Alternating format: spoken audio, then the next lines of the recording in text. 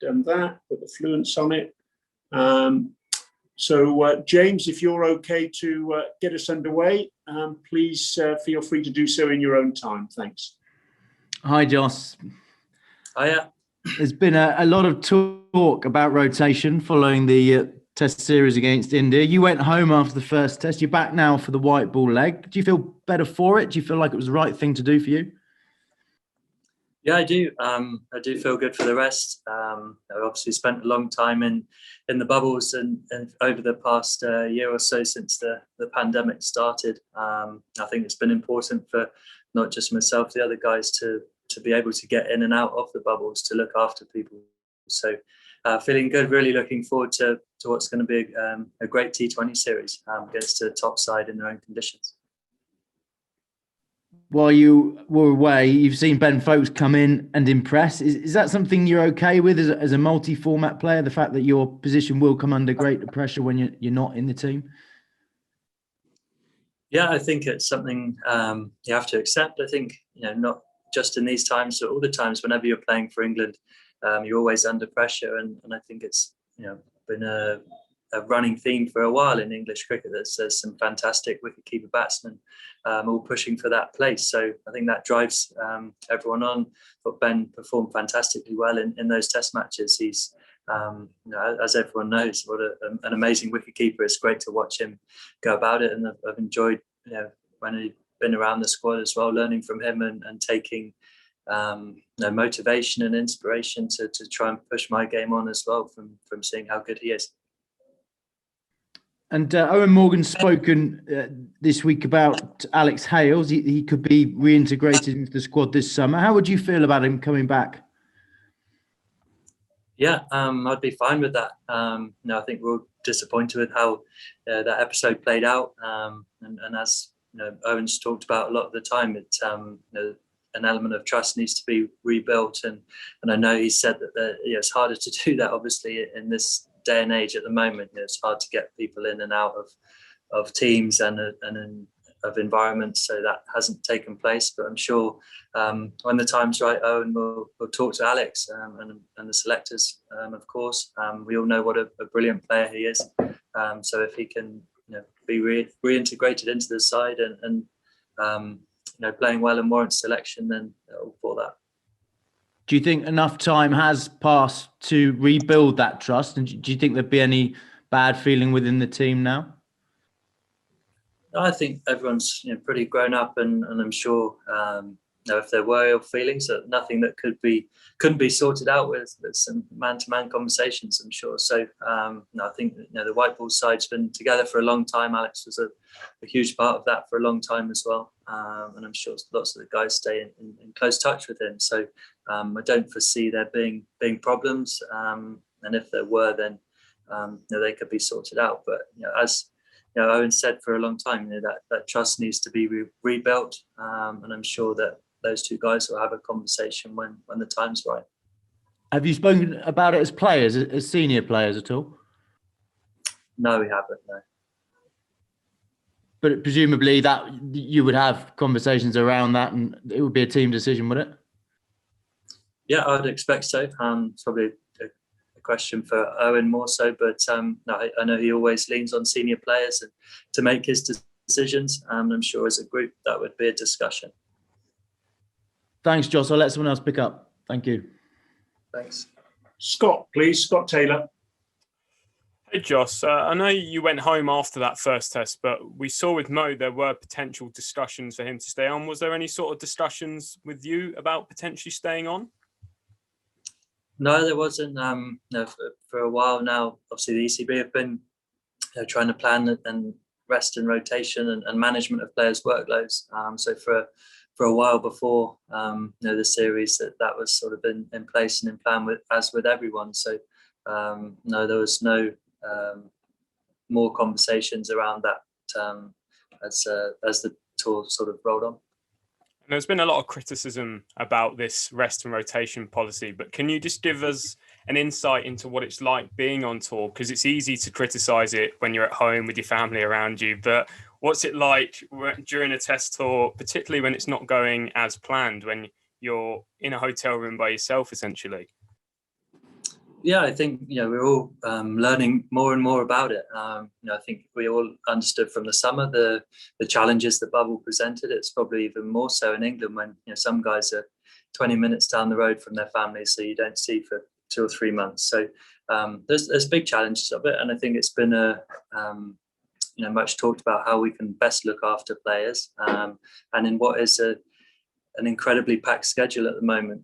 So naturally, I think even in normal circumstances, you'd be looking to manage players' workloads. You'd be looking to build a large group of players, a big squad of players who would be able to compete across all formats, in all the cricket that does come up. And I think it's rather prevent problems than react to them. And I think the ECB and the players are working closely together on that. And I think we need to get away from the idea that you just go until you break and then we leave players behind. There's so much cricket coming up.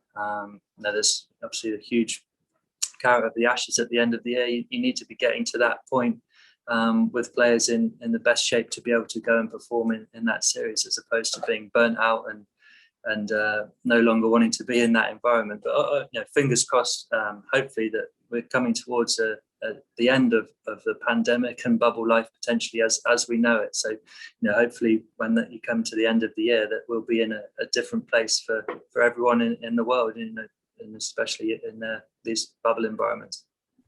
Yeah, and just talking about the pandemic itself, we saw last year when you were at the IPL, you had your family out there with you. Has there been any sort of communication from Rajasthan since it's being played in India this year about whether you're allowed your family out there with you? Yeah, Rajasthan been very good about discussing families and trying to look after players as much as they can. I was very grateful that they allowed me to take my family to Dubai last time. I think as with everything, it's quite complicated, and with the schedule, etc., only coming out very last minute, we'll have to wait and see. But Rajasthan, again, very accommodating and understanding of players' situations. I can obviously only speak for Rajasthan, but I'm sure the other franchises are trying to take care of their players as best they can as well. Just finally from me, we often see there's an argument that Owen Morgan often gets his full strength side every time there is a T20 series. Does that add more pressure to you guys as a squad that you, in essence, have to win the T20 World Cup now because you're getting these full strength squads for these series? Not really. I think it's quite an inaccurate statement, to be honest. If you look back at the last summer, we didn't have a full strength squad available for those games.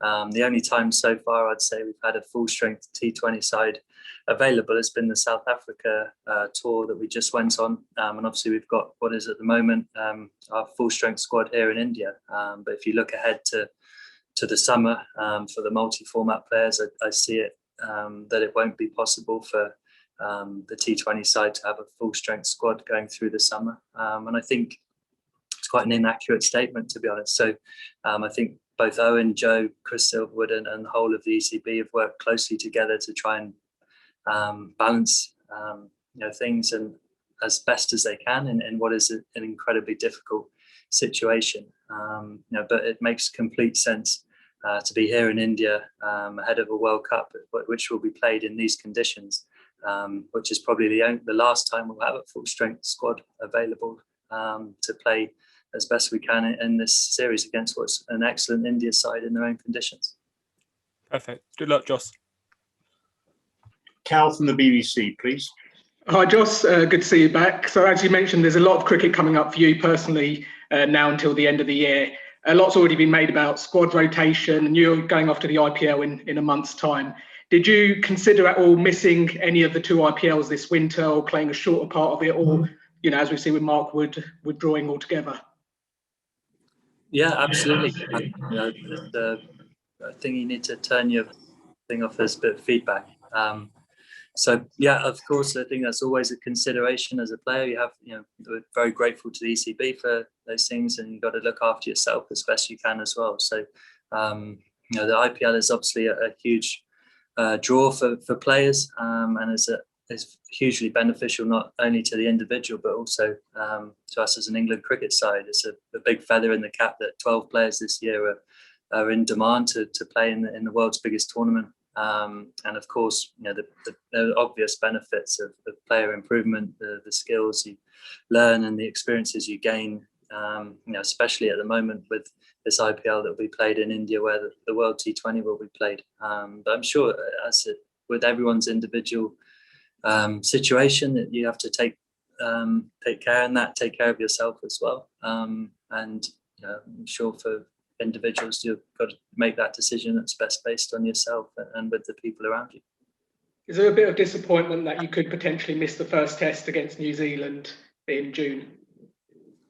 Yeah, potentially. I think, again, it's tricky at the moment with the scheduling. Of course, the IPL holds this slot that it's always had. Obviously, the last one played out of that slot in Dubai. And those New Zealand tests have been added to a very busy schedule quite late on. So they've been put in.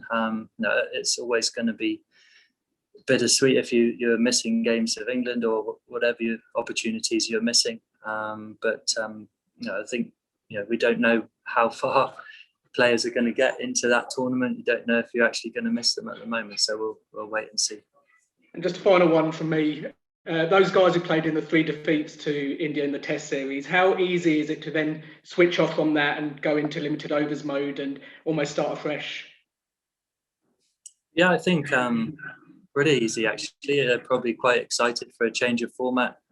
Quite excited to train and against the white ball, which allows you to obviously bat in quite a different manner than they have been having to play in the last few games. So the change of format can be great for that. It can re-energise. Obviously, there's a number of different players around at the moment who haven't been here, so that brings a lot of energy to those guys. And I know the boys are excited to get going. It's quite a different squad. Only a few left from the Test guys, but no, they're excited for the change of format.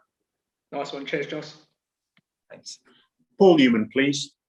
Hi, Jos. I was going to ask something similar to Cal, actually, but can I just clarify then? Were you and the other guys who are going to the IPL given the option of missing some of that when you were having these discussions as to when the best time would be for your rest? Was that ever on the table? Because you said just then that you did think about that.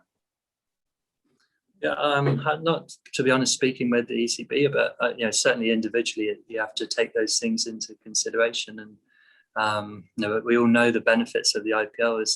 It's a huge tournament. The monetary rewards are obvious, and the experience you gain. So there's so many pluses to the IPL, and I think it's been quite obvious in the upturn in the results in the white ball game in England, and the number of players that have been participating in it, just how beneficial it is to all of us. So it makes it a tough decision. Of course, the schedule at the moment is very tough, and there's no perfect balance to it. And the ECB and the players work closely together to try and manage that. So is there a perfect answer at the moment? But no, and especially not in the times that we're operating at the moment. So the ECB never actually said, look, do you guys want to miss some of the IPL this year because we're in unique circumstances? They never put that on the table as such. Not as such. I don't think that I haven't had that. I don't know for the other players. So I just think, because you've obviously worked so hard to establish yourself in Test cricket, you always made it clear you want to play Test cricket. You had a great summer and the start of this winter. It must have been very hard to walk away from Test cricket at that stage when you've cracked it, really. Yeah, I don't think you've ever quite cracked it, but certainly was enjoying playing and felt the improvements. But know how it's only a very short while ago that lots of people were saying I shouldn't be playing. So no, I know what you're saying, but I think having the understanding of knowing I was going to be missing games as everyone has been during this period, I think just have to have an acceptance of that. I know it's. In my opinion, it is at the moment impossible to play all games and all formats. So I just think that's the situation we're in at the moment. Thank you. Matt Roller, please. Hi, Jos. During the T20 series in South Africa just before Christmas, I think you spoke about learning from some of the West Indies batsmen in terms of their mentality and backing their six hitting. Could you just expand on that a little bit and sort of what brought about that mindset change? Yeah, I think more so just sort of, like you say, continuously learning and looking at other players and how they sort of set up their own innings or chasing numbers and targets down. And I think for me, I've always sort of wanted to operate around a run rate and trying to, make sure I'm up with a rate as such, sometimes chasing it and sometimes would feel like I force issues sometimes and sit in the dressing room and think I've tried to force it maybe a bit early. And having watched other players in the IPL and in other international games seem to sort of maintain a calm look on it and see chasing as, we need to hit 7 sixes in the remaining 5 overs. Or so I'd never really myself thought of it like that before. And so actually just trying to bring that a bit more into my game and into my sort of mathematics of chasing scores down, not looking at sort of the runs per balls or the overs, the runs and over that's required, actually sort of saying, well, if we hit X amount of sixes, that will win us the game. Just a change of mindset and like say, continually learning. Is there any particular player or particular innings that sparked that? No, not really. I think there's a number of guys who seem to look at the game like that. So it's, probably a bit embarrassed that I hadn't sort of picked up on that sooner, to be honest. But no, I think there's certain players who tend to. I've always been someone who, when especially chasing, like to be in and around the rate, but there's other guys who seem to allow that rate to get larger, but I'm just, backing their six. It's more about me backing my six hitting ability than focusing it on too much and not feeling that I can rely on it if I need it. Thanks. Rory Dollard, please. Hi, Jos. These are obviously your first T20s of a World Cup year. You touched on it a little bit there, but with the tournament being in India and even in all likelihood the final will be in Ahmedabad, how vital do you think having a 5-match series out there to learn to work on combinations, to feel more at home in those conditions, how important is that for the team?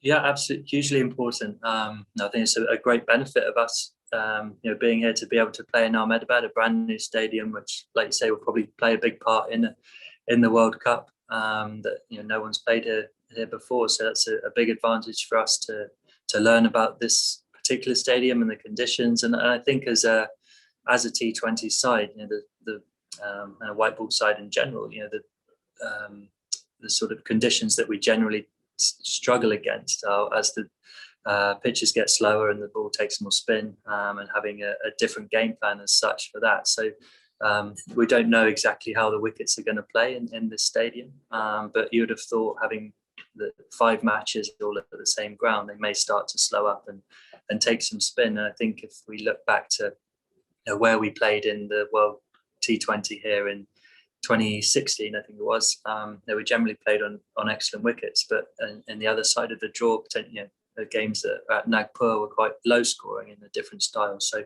that might be something that comes into this tournament, which would be good exposure for us as a group, as I know Owen Morgan's talked about before with some of the wickets we've tried to play on back in England.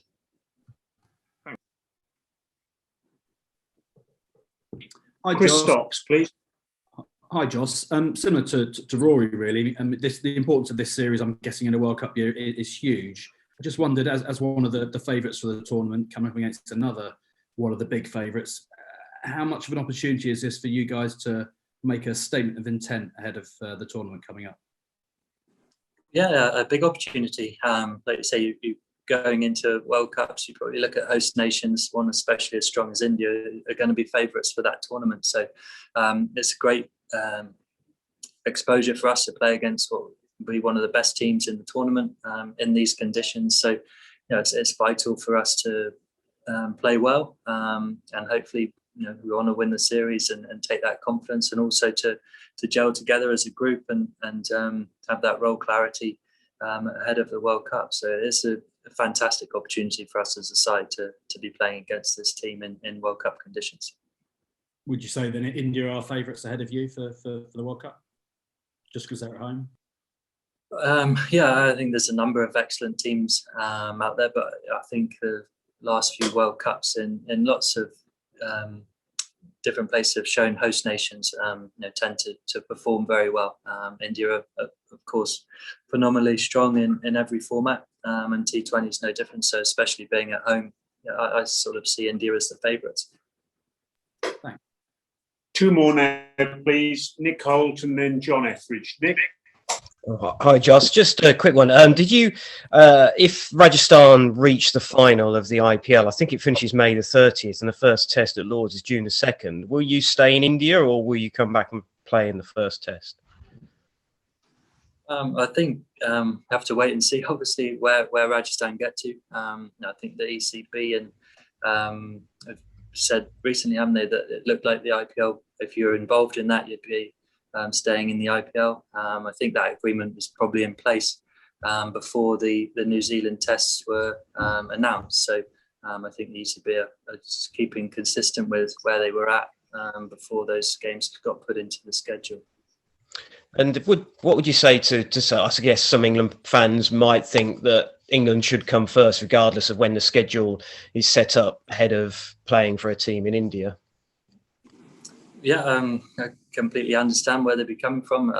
We're in a far from perfect situation, and I don't really have an answer to come back with it, to be honest.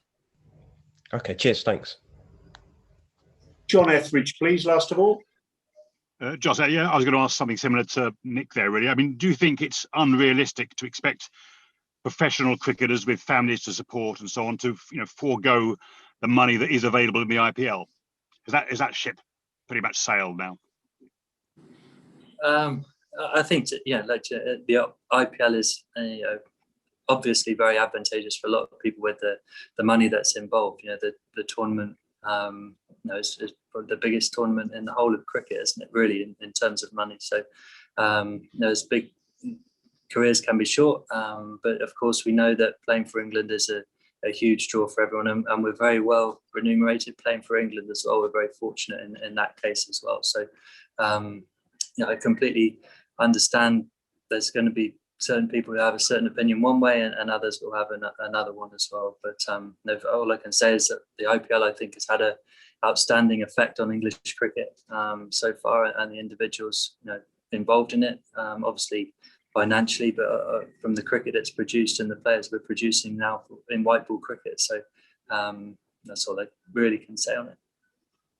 Thank you, Jos. Thanks. Thank you very much, everyone. Take care and see you tomorrow. Thank you. Thanks. Cheers.